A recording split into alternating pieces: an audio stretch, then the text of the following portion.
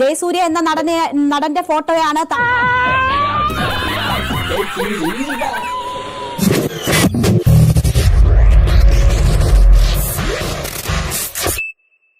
ദൈവത്തിൽ വിശ്വാസമുണ്ടോ? ഉണ്ടെങ്കിൽ അദ്ദേഹത്തെ ഒന്ന് വിളിച്ചോളൂ. അതാ നോക്കൂ, മുറ്റത്തൊരു മൈന.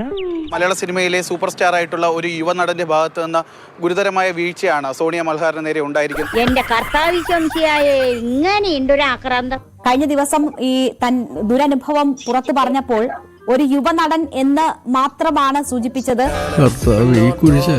ടോയ്ലറ്റിൽ പോകാൻ വേണ്ടി ഒരു പഴയ ബിൽഡിംഗ് ആണ്.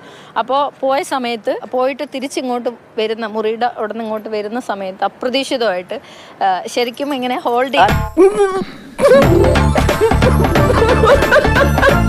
അപ്പൊ ഞാൻ പറഞ്ഞു വിട് ഇതെന്താ നിങ്ങളിങ്ങനെ വിത്തൗട്ട് പെർമിഷൻ ഇതെന്താ ചെയ്യാൻ പോണെന്ന് വെച്ചപ്പോൾ എനിക്ക് സോണിയനെ ഭയങ്കര ഇഷ്ടമാണ്. ഞാൻ പൊന്നുപോലെ നോക്കിക്കോളാം. അവിടെ വെച്ചൊരു പ്രപ്പോസ് ചെയ്യുന്ന പോലെ ഒരു നിമിഷം കൊണ്ട് ഒരാൾക്ക് അങ്ങനെ ആവുമെന്നറിയാം. താങ്കൾ പേര് പറയുന്നില്ല എന്ന് പറയുമ്പോൾ പോലും ഒരു നടൻ ആ ആരോപണങ്ങളൊക്കെ ഏറ്റുവാങ്ങുന്നുണ്ട്.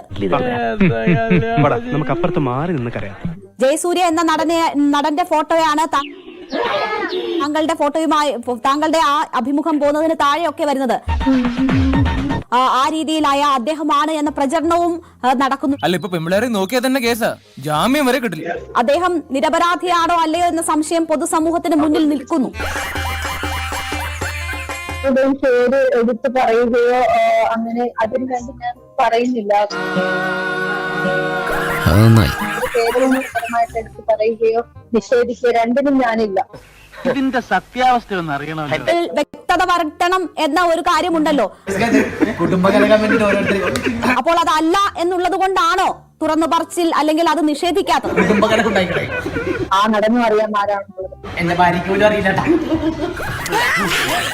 ഞാനായിട്ട് ഒരു പേരോ കാര്യങ്ങളിലേക്ക് പോയി അവരുടെ ഫാമിലിയെ ബുദ്ധിമുട്ടിച്ചില്ല. ആളുകൾ എന്തും അസംഷൻ എത്തിക്കോട്ടെ, അതിലിനിപ്പോ നമുക്കൊന്നും പറയാനില്ല.